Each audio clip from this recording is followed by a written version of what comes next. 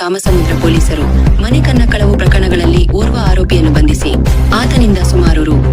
2,65,000 ಮೌಲ್ಯದ ಕಳವು ಮಾಲನ್ನು ವಶಪಡಿಸಿಕೊಳ್ಳುವಲ್ಲಿ ಆರಕ್ಷಕ ಉಪನಿರೀಕ್ಷಕ ಬಿವಿ ಕಿರಣ್ ಕುಮಾರ್ ನೇತೃತ್ವದ ಪೊಲೀಸರ ತಂಡ ಯಶಸ್ವಿಯಾಗಿದ್ದಾರೆ.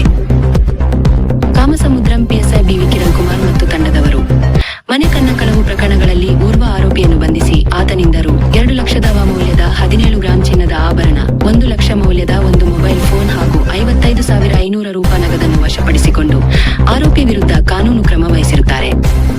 ಈ ಕಾರ್ಯಾಚರಣೆಯಲ್ಲಿ ಭಾಗವಹಿಸಿದ ಕಾಮಸಮುದ್ರಂ ಪಿಎಸ್ಐ ಬಿವಿ ಕಿರಣ್ ಕುಮಾರ್, ಲಕ್ಷ್ಮೀನಾರಾಯಣ ಅಪರಾಧ ಪತ್ತೆ ತಂಡದ ಸಿಬ್ಬಂದಿಗಳಾದ ಮುನಾವರ್ ಪಾಷಾ, ರಾಮರಾವ್, ರಾಮಕೃಷ್ಣ ರೆಡ್ಡಿ, ಮಂಜುನಾಥ, ಮಾರ್ಕೊಂಡ, ಲಕ್ಷ್ಮಣ ತೇಲಿ ಹಾಗೂ ಜೀಪ್ ಚಾಲಕ ಗುರುಮೂರ್ತಿರವರ ಉತ್ತಮ ಕೆಲಸವನ್ನು ಜಿಲ್ಲಾ ಪೊಲೀಸ್ ವರಿಷ್ಠಾಧಿಕಾರಿ ಶಿವಾಂಶು ರಜಪೂತ್ ಅವರು